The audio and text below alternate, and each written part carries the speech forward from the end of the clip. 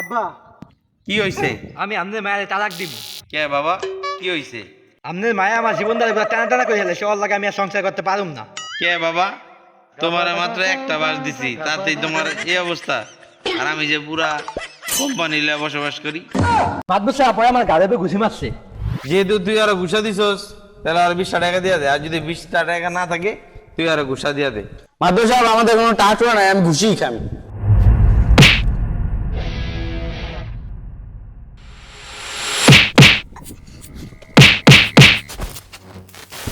দেন ওর 40 টাকা দিয়ে দিন। আমার টাকা তোলা লাগতো না। আর মাদুরি ঘুষতে গেলে আর জীবনে মাদুরি করম না। শুনলাম তুই নাকি বিয়া করবি। হ, তোর হোর বাড়ি থেকে যৌতুক কত লবি? 1,50,000 টাকা লইতাছি একটা বাথরুম বানানোর লেগা। মায়ের সে হোর বাড়ি থেকে টাকা আইনা ঘর করে, তারপরে আরো অন থাকলে আর তুই বাথরুম করবি মানে? বউ কয়দিন পর পরই চিন্তা বিদ্যা কইব যে আমি বাপের বাড়ি থেকে 1.5 লাখ টাকা আনছি। ওই সময় আমি আবার চিন্তা বিদ্যা কইতে পারম যে তোর বাপের বাড়ি 1.5 লাখ টাকায় আমি মতি। ভাই দেখেন, কৃষকের কষ্টের কথা কেউ বুঝে না। এই যে এটাকে বলে আমাদের দেশে বলে এটাকে মেস্তা, মানে পাট, যেটাকে বলে সোনাইলাস পাট।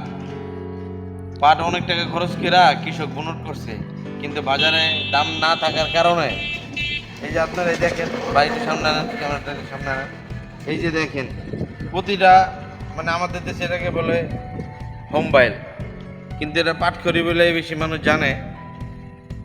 প্রতিটা পাটখড়ির সাথেই এই যে দেখেন পাট, বাজারে দাম না থাকার কারণে কৃষক এই পাটখড়ি থেকে আপনার পাট ছাড়ায় না ছাড়াই জিদ্দের চলে। এখন আর কি করব, কৃষক এখন বলতেছে যে এটা বাজারে না নিয়া এইটা পুইরা বাতরাইন দেখামো, তাও মনের শান্তি দিতে পারো। কৃষকের মনে কোনো শান্তি নাই ভাই। ভাই আল্লাহর রাস্তে দুইটা ভিক্ষা দিয়া যায়। ভাই দুইটা ভিক্ষা দিয়ে যান ভাই, সারাদিন কিছু নেই ভাই।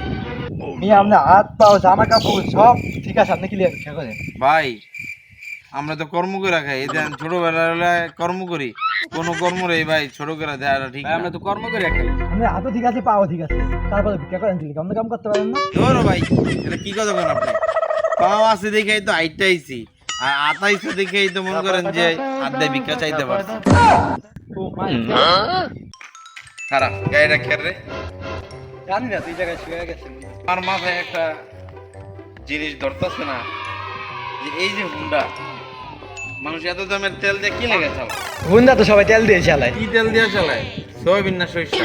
আরে কি পাগল আছে তুই, পেট্রোল দিয়ে চালায়। দো বেটা, মানুষ হয়েছে সব বলদ। আমার যদি একটা মোটরসাইকেল থাকতো, তাহলে আমি ওই এত দামের তেল না, আমি ওই খালের পানি দিয়ে চালাইতে পারতাম।